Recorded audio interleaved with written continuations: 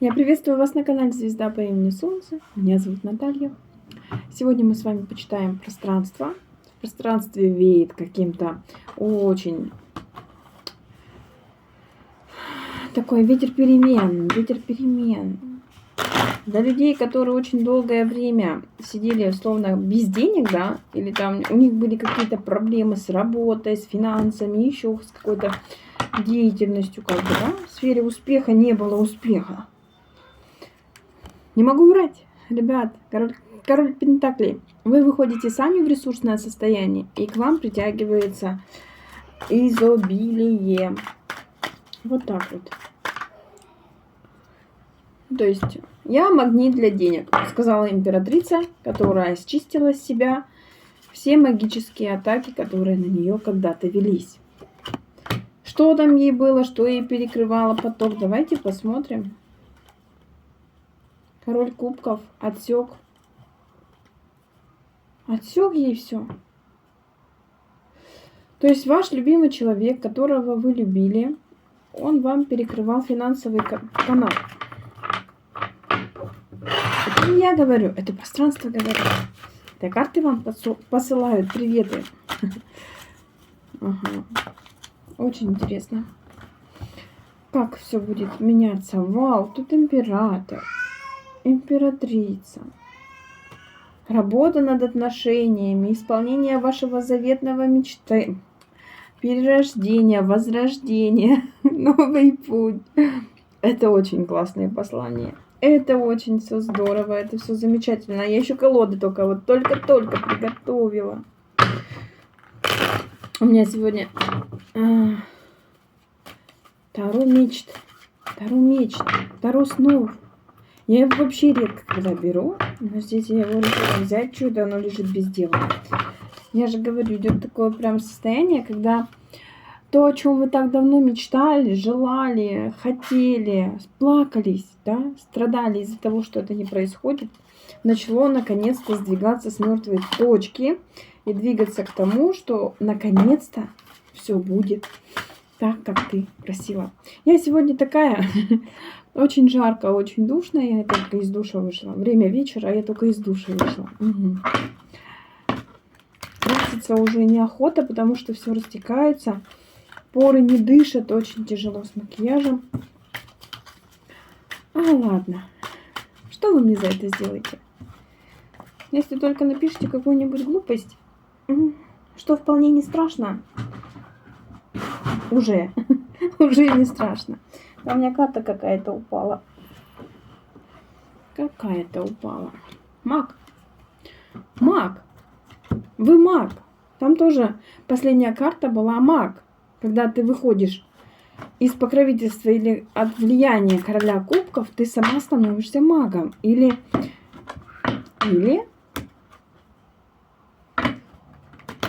момент тяжело заканчивается. Десятка жезлов, двойка мечей. Я так думаю, что вышли вы из состояния ограничения. Неважно, какое у вас было ограничение, но вы выходите. Блин, семья. Все самое классное сегодня. Все для вас. Все самое классное. Давайте сейчас посмотрим, что они нам все-таки расскажут. Только давайте сейчас более или менее по порядку. Для кого я смотрю данный расклад? Для императрицы. Не могу врать, уже колода у меня приготовленная, перетасованная лежит, ждет.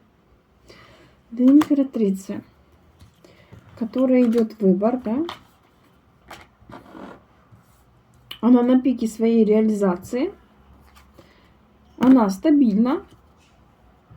Да, у нее есть дом жезловый. То есть это женщина, императрица, наполненная огнем. Огонь – это реализация. Жезлы – это ваша энергия, направленная на действие. То есть, наконец-то, движение будет. Движение. Кубковость – это ваш внутренний ресурс изобилия, а огонь – это запал, которым движет вашу колесницу, да? Это как некое топливо, благодаря которому вы начинаете передвижение. Опять же, маг. Если ты прислушиваешься к твоей интуиции, то ты маг. А если посмотреть по магическим воздействиям, как будто бы ты десятка пентаклей, десяточка пентаклей, девяточка жезлов, тройка жезлов, туз мечей. Если на тебя была действительно сделана какая-то работа, то ты ее счистила. За которую платили, чтобы тебе было тяжело. Так, это я сейчас выложу. Сейчас мы с вами все посмотрим. Сейчас я вам все расскажу. Потому что мы не будем ничего выдумывать. Мы будем еще вспоминать некоторые расклады, которые были в течение полугода, а то и года. О том, как мешает движению чья-то магия или чье-то воздействие на вас. То есть это может быть какое-то даже слово, брошенное не в попад, благодаря из-за чего, да, из-за чего вы долгое время сомневались в себе и не могли чувствовать себя той самой императрицей, та, которая может позволить себе все, а даже больше. Очень часто слово как меч, и оно сковывает нас по рукам и ногам. Вот опять кто-то звонит. Что такое-то? Чего-нибудь, да. Да, вы перед кем-то присмыкались, вы кого-то делали своим идолом поклонения, что и привело вас в тупик. Возможно, женщина хранила верность своему мужчине, любила, почитала, уважала, по сторонам не смотрела, такая вся, воссоздала Бога среди мужчин, да, одного из них, который, возможно, даже этого не оценил, обесценил императрицу, и она попала в тупик. Она думала, там счастье, радость, а оказалась смерть. Она думала. Но сейчас вы, набравшись силы, смогли избавиться от каких-то мороков, иллюзий, которые были посланы на вас еще в каком-то прошлом. То бишь вы прошли трансформацию полностью и выходите на новый путь. По четверке кубков вы сейчас находитесь в состоянии, когда вы перешли ту грань. Вы сделали этот переход и выходите в четверку кубков, где являетесь магом. Мага и жрица. Жрица и маг.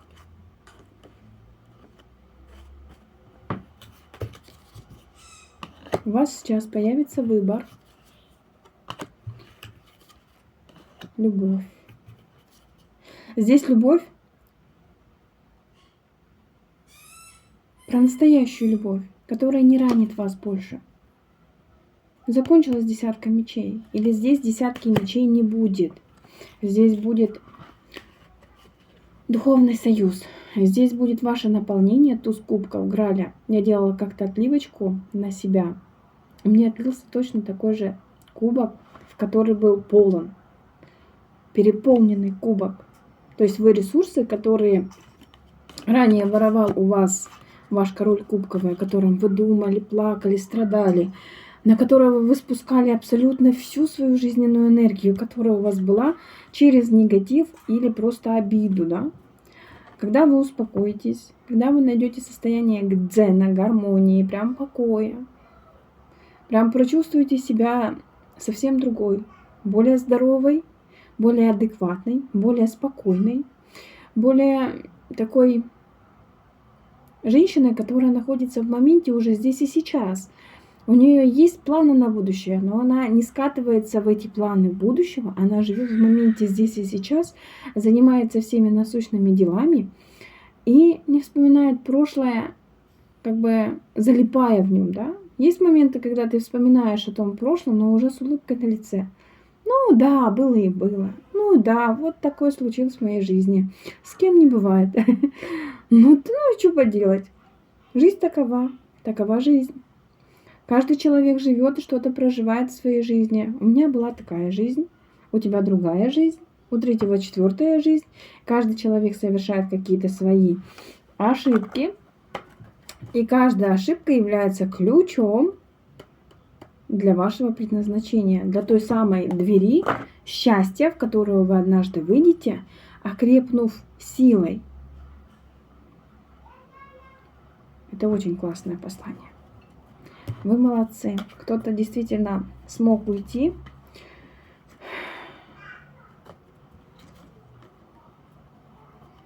От короля кубков, да, вот человек, который вас любил или которого вы сильно очень любили, вы его смогли отсечь, и в этот момент у вас начались плоды, короче, результаты. Вы начали выстраивать уже девяточку кубков свою, самостоятельно, своими же руками вы лепили себя и свою жизнь, отстаивали себя.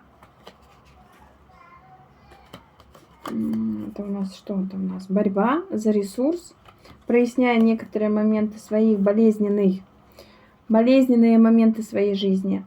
Проясняли очень многие обстоятельства. Вот, допустим, почему я желала одного, у меня не получилось. Я хотела любви, меня не выбрали. И ты тут сидишь, начинаешь размышлять об этом, обо всем. И просто начинаешь понимать, что да, действительно, возможно, я была не идеальна. Возможно, у меня чего-то не хватило для того, чтобы создать именно ту реальность, которую я хотела. Но я изменилась, я стала абсолютно другой. Может, даже более лучшей, чем была. Или вот, допустим, смотрите, у вас был такой меркантильно интересный мужчина, который богатый, красивый, зажиточный, ну прямо лакомый кусочек до замужества. Но ты не испытываешь к нему такой прям сильной любви. Просто он тебя привлекает как лакомый кусочек. Если бы этому человеку ты очень нравилась, он бы хотел быть с тобой, и ты была при этом самодостаточна, сильна, независима, ты бы его не выбрала. А находясь в какой-то ситуации нужды, ты очень хотела сама быть с этим человеком. Понимаете, о чем я говорю? Но Господь тебя отвел от этого и сказал: я тебе дам что-то другое, что-то может быть даже лучше. Не цепляйся за это. А ты не слышала, ты не понимала, ты не видела каких-то обстоятельств в своей жизни, где ты потерпела потом разочарование, неудачу. Очень многие обстоятельства нашей жизни, они учат нас, учат и еще раз учат, что нужно делать, а что делать не нужно. И вот здесь у тебя появились страхи того, что страх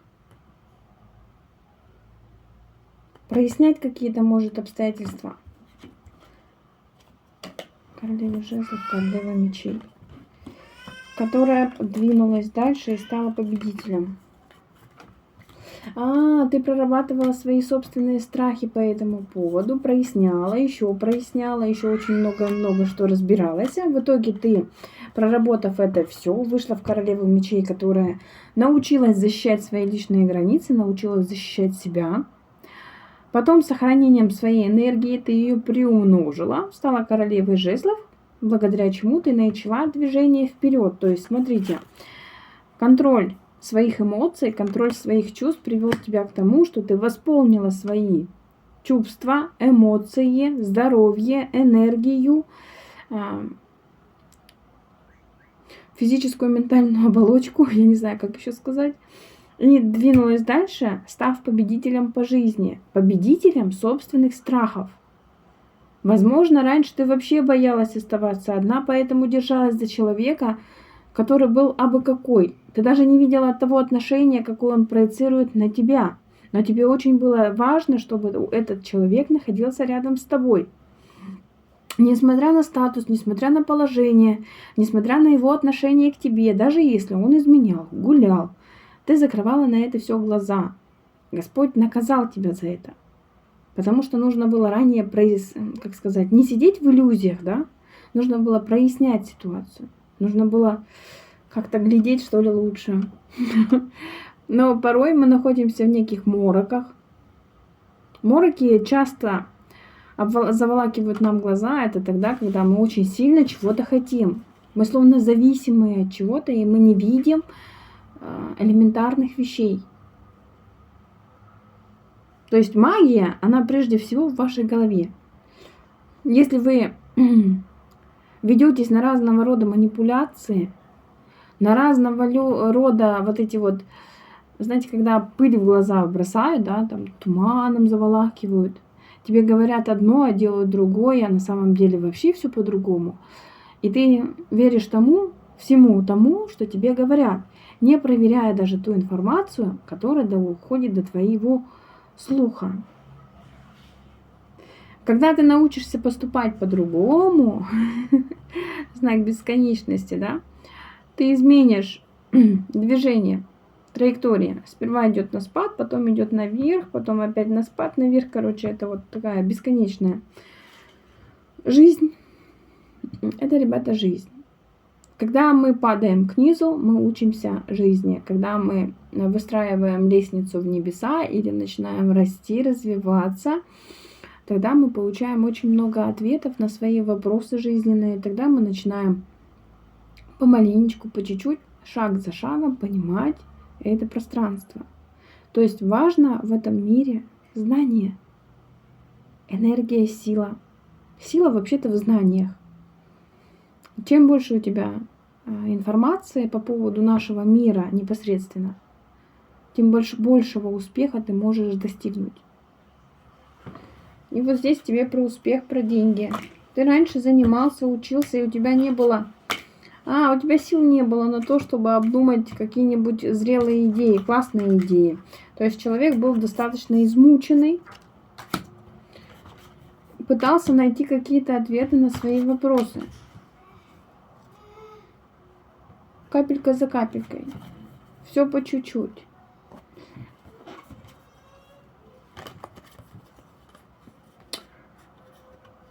То есть отойдя от каких-то духов, призраков, иллюзий, мечт, желаний, которыми вас питало ваше какое-то состояние внутреннее. Отойдя от этого всего, ты сможешь создать вполне классную жизненную ситуацию, где у тебя семья, дети и деньги, которые ты зарабатываешь. Ты становишься магнитом для денег. Надеюсь, это будут не только монетки. Надеюсь, это будут еще и бумажные когда-нибудь, да? Но ты сможешь перейти вот эту грань. Или ты через это как раз и прошел. Когда тебе было пусто, ты мог сорваться в пропасть, но тебя поддерживали высшие силы. И ты вышел в состояние абсолютного здоровья и счастья. Это успех, ребят. Это вот это гармоничное состояние, в поиске которого сейчас очень большая кучка народа, стремится найти этот дзен, найти это состояние гармоничное, но при этом они забывают о том, чтобы проработать какие-то свои кармические уроки, какие-то свои паттерны поведения, проработать свой образ жизни. Они этого не видят, они к этому слепы. То есть, смотрите, душа рождается изнутри. Яйцо, птенец вылупляется из яйца изнутри. Если мы как-то будем вестись на внешние факторы обучения, да, нас, чтобы мы стали более осознанными, чтобы мы пробудились, чтобы мы ускорили данный процесс, то мы можем навредить сами себе. Почему люди, которые очень часто медитируют, не могут найти вот этого дзена, гармонии, состояния безусловного покоя и счастья? Потому что они не проработанные. Они словно пытаются все выкинуть из головы, да, все, что их беспокоит, и расслабиться. А кто будет за тебя эти проблемы решать? Они сами по себе не испарятся. Ты должен пройти свои уроки, ты должен осознать их, потом понять, для чего тебе это было все дано. То есть осознание приходит через прощение, через любовь, раскрываешь свое сердце, отдаешься этому миру. Но многие люди, они такие злючие, колючие, они находятся сами в себе, как бы они не могут раскрыть свое сердце, но они в то же время желают этим медитировать. Если ты живешь в более-менее хороших условиях жизненных, да, если в твоей жизни очень мало происходит каких-то таких стрессовых ситуаций на грани жизни и смерти или на грани фола, это еще не говорит о том, что ты готов возрождаться душой. Ведь показатель тому, что ты готов, является как раз таки твоя выдержка, твоя выносливость каких-то ситуаций жизненных. А ты словно закрываешь глаза на многие вещи, такой: сегодня у меня все хорошо, сегодня у меня все прекрасно. И неважно, что меня там ждет, кто меня там ждет, что от меня хотят. Для меня сегодня все прекрасно. Тяжело человеку сконцентрироваться или сгармонизировать себя при таких условиях. Очень тяжело.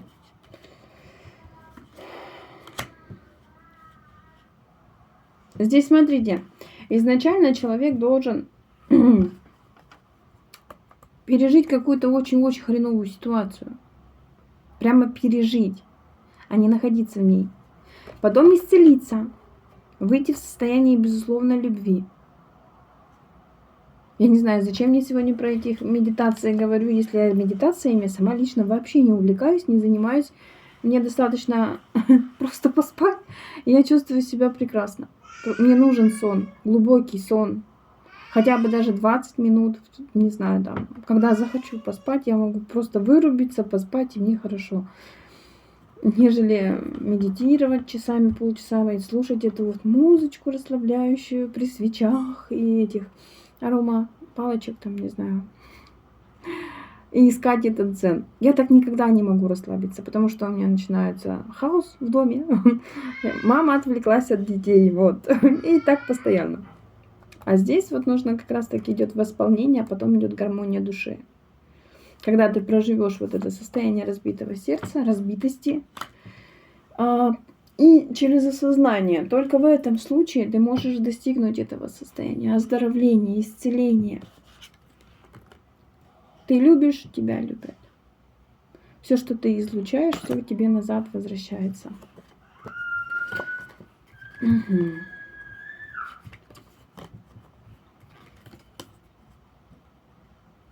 Объединение, получение результатов. Такое ощущение, что наконец-то твоя сущь, внутренняя сущь, твоя какая-то темная сторона объединилась с светлой стороной, ты получаешь очень классные плоды. То есть ты раскрываешь себя все больше и больше. Твои новые грани, они так и просятся наружу. Прояви меня, покажи меня. Ну покажи меня, ну покажи меня, какой я. И здесь человек, конечно, выходит в стабильность, потому что сейчас он, знаете как, 50% женского, 50% мужского, абсолютно выровненные энергии, абсолютно классный человек, короче. Работа над собой дает в первую очередь здоровье, и только потом уже, потом уже изобилие. Если у нас есть изобилие, но нет здоровья, мы постоянно, как Кощей над златом, чахнем. Постоянно переживаем о том, а вдруг что-нибудь пойдет не так. И чтобы этого не случилось, тебя Господь учит любить. Любить этот мир, любить то, что ты имеешь, ценить то, что у тебя есть, а не обесценивать. Мечтать и заполучать то, что ты желаешь. Только смотрите, прежде чем что-то подумать, подумай, о чем ты думаешь. Не думай как бы от балды. Вот, допустим, у меня, я очень хочу себе новый стул купить для работы. У меня есть у дочери стул, у нее свой уголок школьника, у меня свой рабочий стол. В итоге у нее стул сломался. Я настолько мечтала о собственном стуле, о новом стуле своем, что в любом случае придется покупать новый стул. Он, наверное, будет опять у дочери. Но новый-то стул будет. То есть желания. Мы очень часто загадываем желания, которые исполняются криво-боко. Не так, как мы желали, не так, как мы мечтали. И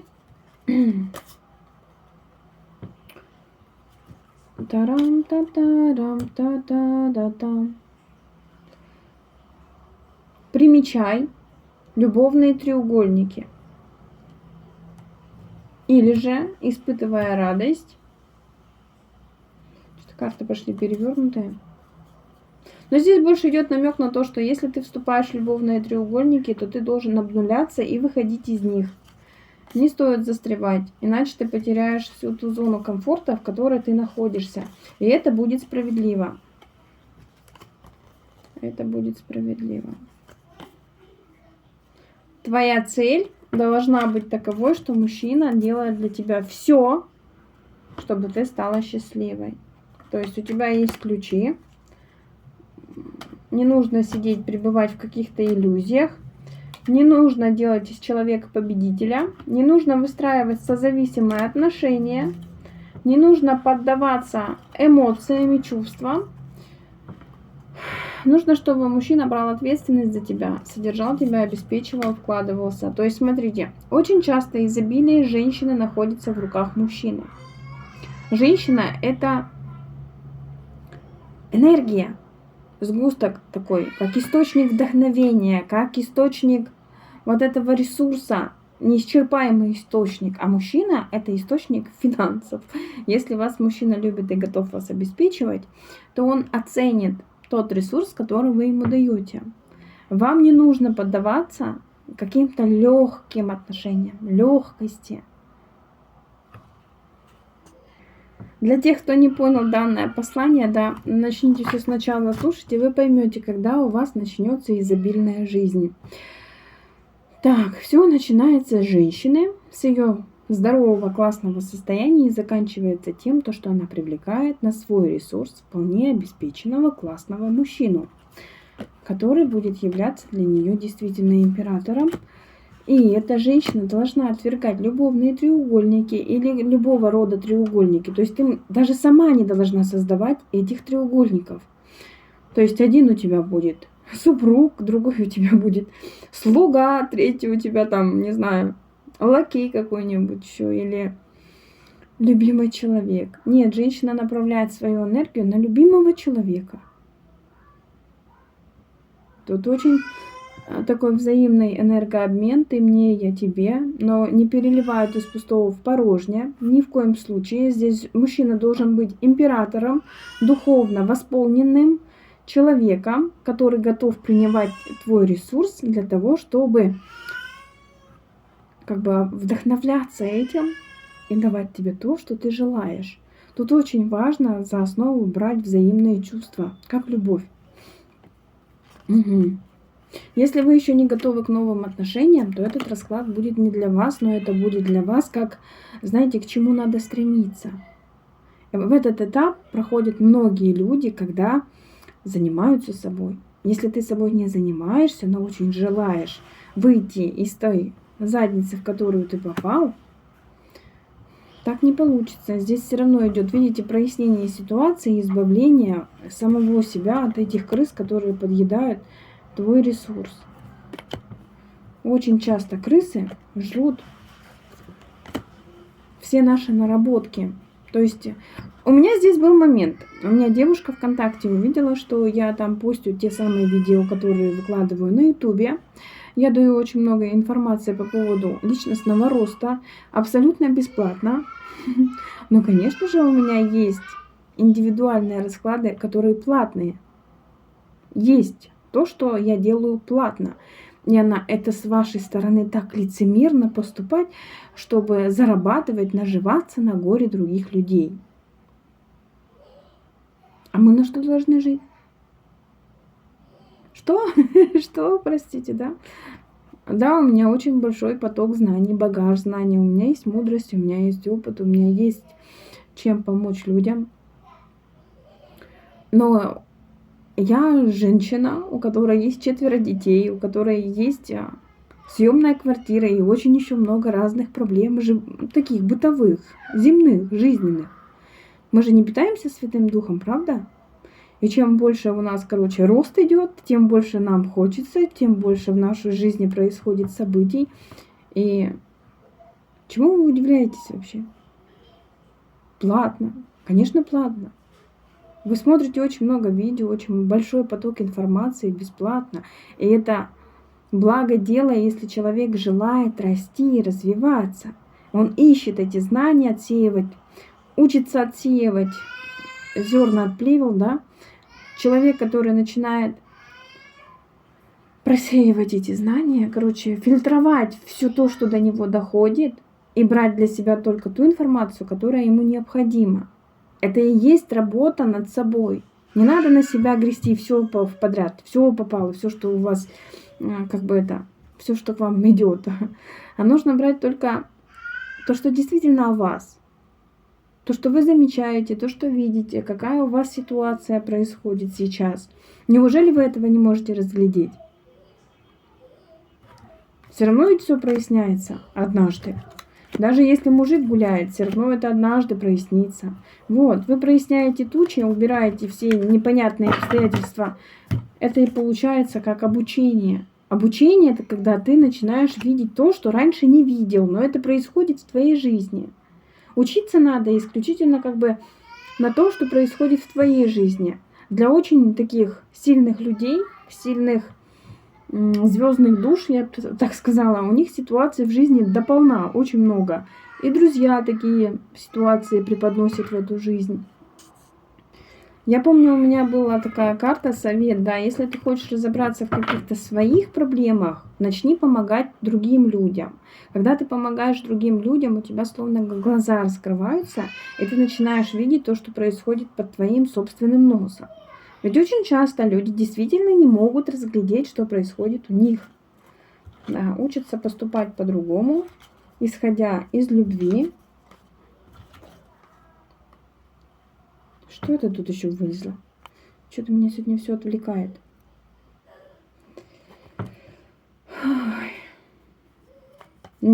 Такая фраза идет: не проси ни у кого и ничего. Все придут и сами дадут. Когда ты становишься сильным, огненным, королем жезлов или королевой жезлов. Король и королева жезлов — это люди, они действительно такие с сильным темпераментом, у них очень много ресурсов своих жизненных, своих очень важных для жизни. То есть это те потухшие души, в которых погас огонек, они притягиваются как раз на королеву и короля жезлов. Вот видите, они готовы разрушить свою подвисшую какую-то ситуацию для того, чтобы снова начать эту жизнь по-другому, начать писать эту жизнь вообще по-другому, делая выбор в пользу своей судьбы, чтобы выйти из состояния нужды. Прислушиваясь к своей интуиции и благодаря высшим силам взять наконец-то этот главный шанс на новое начало, на туз пентаклей. То есть на те шансы и возможности, которые может им дать сами высшие силы. Как в награду за то, что ты справился со своими кармическими уроками, что ты отработал все. Ты все сделал правильно, ты молодец. Ты достоин этой награды. Звезда исполнения твоих мечт и желаний. Просто я сейчас хочу уже с вами закончить. Вот. Когда у вас разбитое сердце, вам нужно погрузиться в себя. Нужно отстраниться от людей и, научиться слышать свое внутреннее состояние или научиться отсекать то, что вас обижает, не дает вам двигаться, то, чего вам напускает на вас еще большего страха, и то, что удерживает в том пространстве, в котором вы находитесь. То есть, смотрите, есть люди в вашем пространстве очень часто, которые говорят: да ладно, забей, вот ну, что было и было. Дальше ведь жить можно же дальше. И ты как бы начинаешь действительно, что париться по пустякам, пойдем пивка попьем, пойдем гульнем, пойдем еще что-нибудь как-то развеем эту грусть, печаль. И мы не работаем над собой, мы начинаем уходить от этого. И постоянно находятся в нашем окружении такие люди, которые говорят, что эта ситуация не стоит твоего внимания. Эта ситуация, она не столько и важна, сколько ты ей преподносишь вот этого всего, да?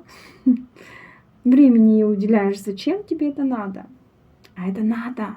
Это обязательно надо. Потому что, разрешив ее, ты не будешь дальше допускать этих ошибок. Ты не будешь входить снова в эти ситуации. Короче, ребята, благодарю вас за прослушивание данного расклада. Все получится, если захотите. Только хотите из глубокого понимания того, чего вы просите у Вселенной. И как это может отыграться на вашей собственной жизни. Звезда, звезда. Луна, луна. Императрица. Возрождение императрицы, перерождение, выход в императрицу. Становление императрицы. И что-то тут еще по справедливости. Десятка пентаклей. Вот он, император, который сила.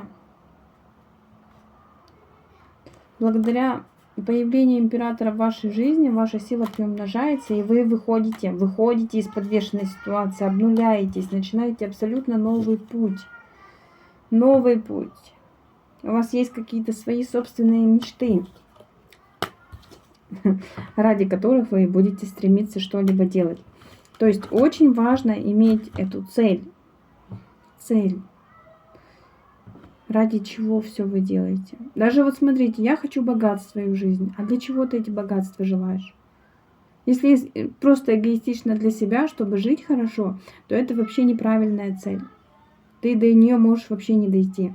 Если у тебя же есть какая-то более благородная цель, у тебя есть дети, которых надо поднять, надо которым дать кров, место жительства.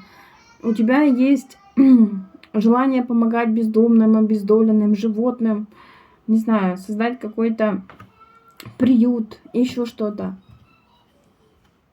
Тогда Господь помогает, чтобы эти желания исполнились. Всего вам доброго, до скорых встреч, пока-пока. Если вы желаете меня поблагодарить, с вас лайк, подписка, а также материальная поддержка по номеру, указанному под видео.